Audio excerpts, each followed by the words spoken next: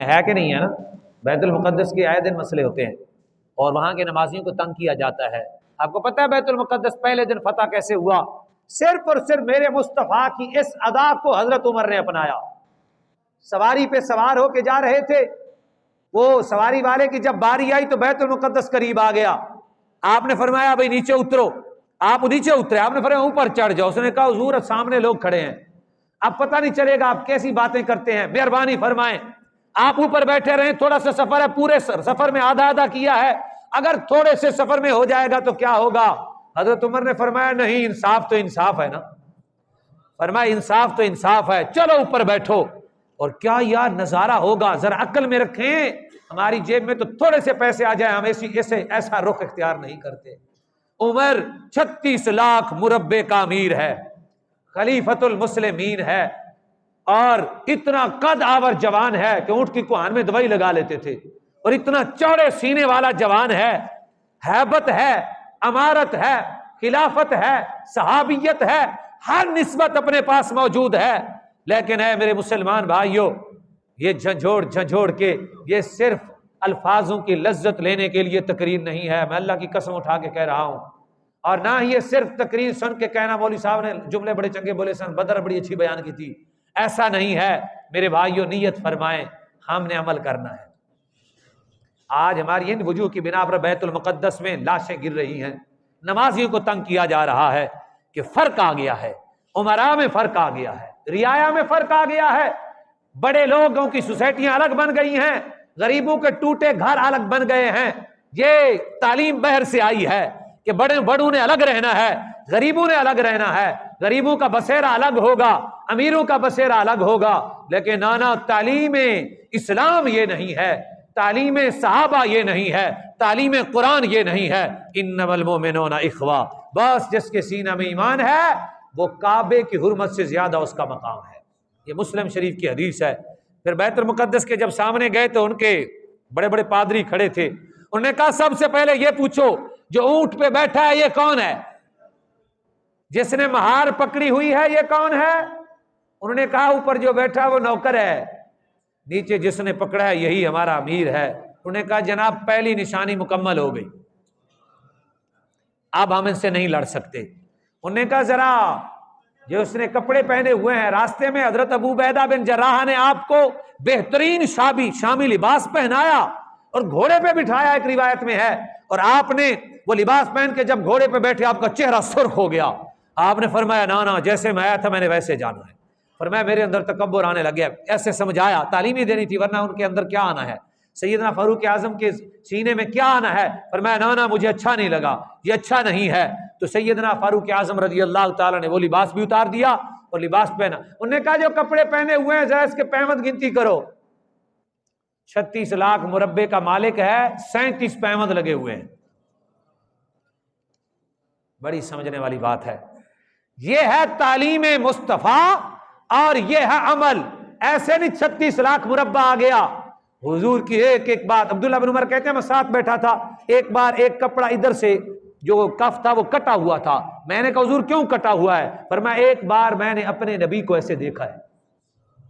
اس چھوٹی چھوٹی بات پہ عمل کرتے تو میرے آقا نے وہ جو بدر میں تعلیم دی فاروق اعظم دیکھ رہے تھے، جب اللہ نے خلافت دی کتابوں میں پہلے لکھا ہوا تھا، یعنی پتہ یہ چلا آج بھی فتوحات ہمارے مساوات میں چھپی ہوئی ہے۔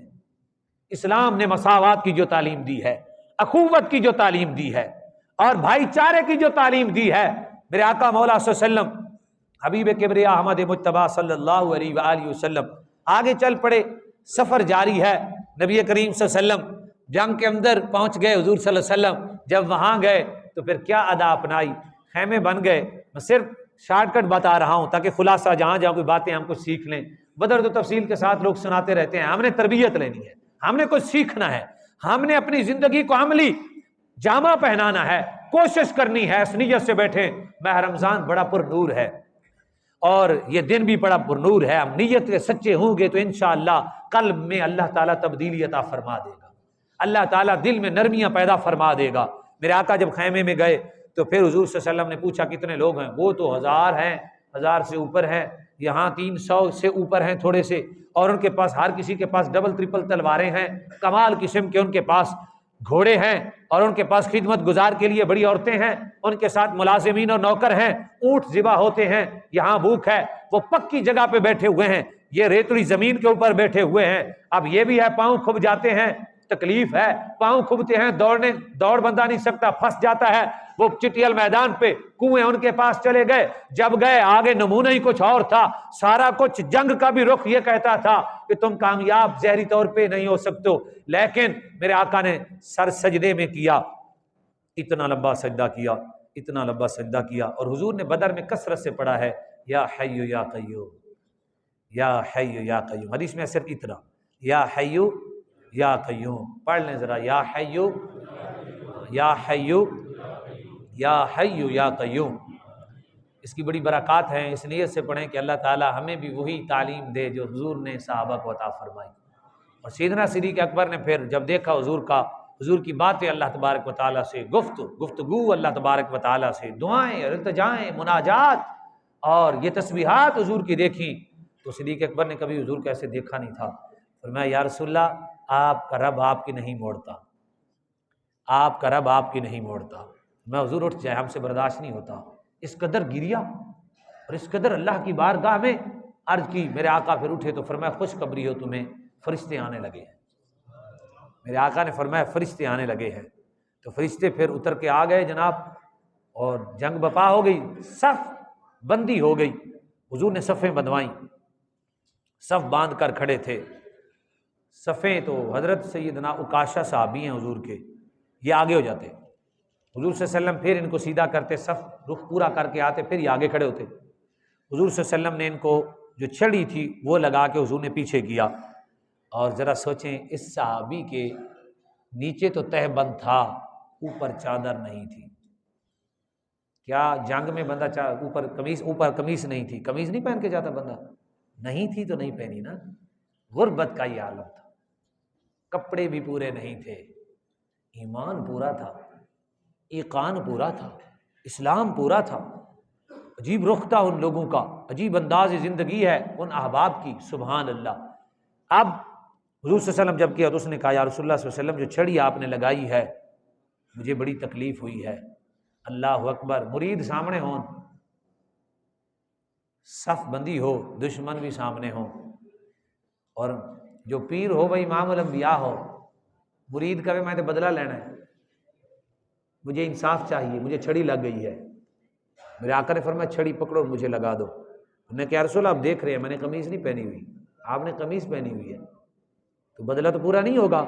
اب سب صحابہ پر ایک نیا غم ٹوٹ گیا، یہ نیا معاملہ بن گیا ہے، لیکن چشم فلک نے یہ دکھانا تھا جس مرضی منظر میں بندہ ہو، جس مقام پر مرضی ہو، رسول اللہ نے تعلیم دی ہے انصاف کے دامن کو پکڑ کے رکھنا ہے، انصاف کے دامن کو پکڑ کے رکھنا ہے۔ یہ نہیں کہنا کہ میری یہاں عزت تھی آپ نے بےعزتی کر دی، میں بڑا معزز ہوں میری بےعزتی ہو گئی میرے مریدوں نے سامنے، تو کلّا میں نے کہہ دینا، میری علیحدگی میں بات کرتا، لیکن نہ حضور نے فرمایا ٹھیک ہے، کہاں لگی؟ ادھر لگی۔ حضور نے فرمایا یہ لیں۔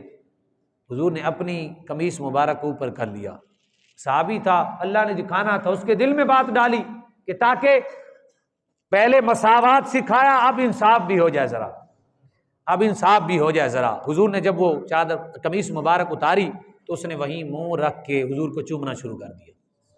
اس نے کہا بس میں نے تو یہ عمل اس لیے کیا تھا۔ یہ عمل جہاں محبت کا سبق دیتا ہے وہاں میرے آقا مولا صلی اللہ علیہ وسلم، حبیب کبریا احمد مجتبیٰ صلی اللہ علیہ وسلم، جن کا جسم بھی ساری کائنات سے حسین ہے، جن کا مقام بھی ساری کائنات سے بلند ہے، جن کا حسن بھی ساری کائنات سے بلند ہے، جو اللہ کے محبوب ہیں، کیسا کیا مولوی بن جائے، پیر بن جائے، کوئی بادشاہ بن جائے، امیر بن جائے، کیا وہ جب اس سے انصاف کا تقاضا کیا جائے گا وہ کہے گا میری بےزتی ہوتی ہے؟